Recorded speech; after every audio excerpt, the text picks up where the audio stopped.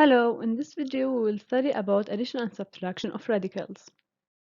Now we are going to talk about adding and subtracting radicals, but before we do that, let's remember how to add and subtract variables. So if we have 2x plus 3x, that will be 5x. If we want to complicate it more, 2xy plus 3xy, that will be 5xy, right?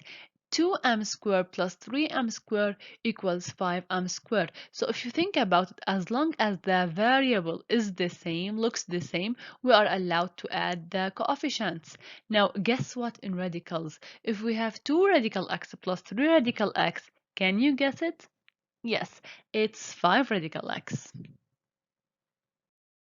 Now let's see our trick here. If we have 2x plus 3y, they are different variables. They do not look exactly the same. So can we add them?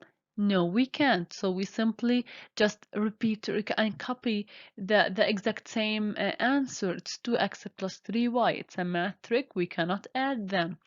Now, guess what if we have radicals? 2 radical x plus 3 radical m.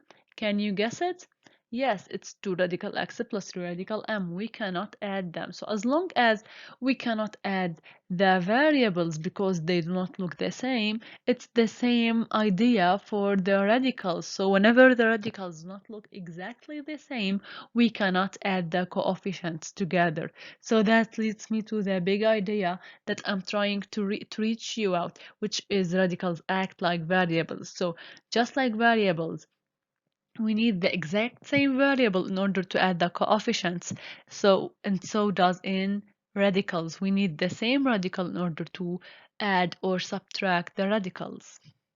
Please take a note that radical a plus b, it does not equals to radical a plus radical b.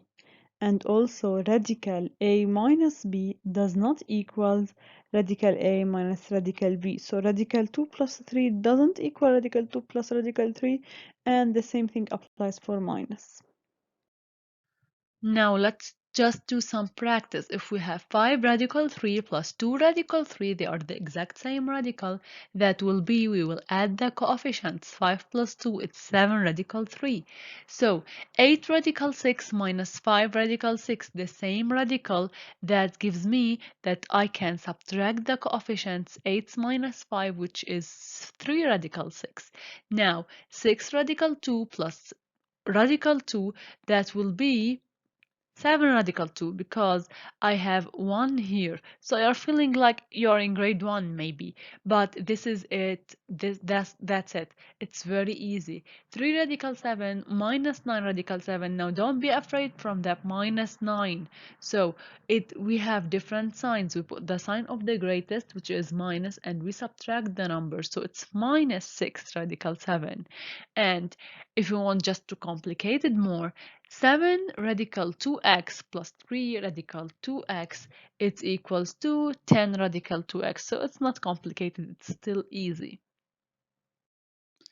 Okay, let's try more examples. Radical 3 plus radical 6. How much is the answer? Are you trying to add them? Of course, we cannot add them because they are not the exact same radical. So radical 3 plus radical 6 is radical 3 plus radical 6. Okay, another example. 5 radical 3 plus 3 radical 12. Can we add them? Well, if you answer no, that is a wrong answer because sometimes it looks like we cannot add them.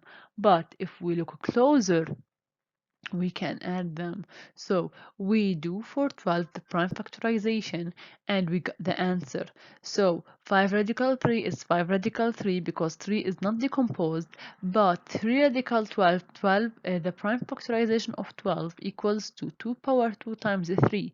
Now this 2 power 2, the square can be cancelled with the radical for the 2 only, and this 2 will be set free outside the radical and it will become 3 times 2, but this radical 3 is still stuck inside the radical.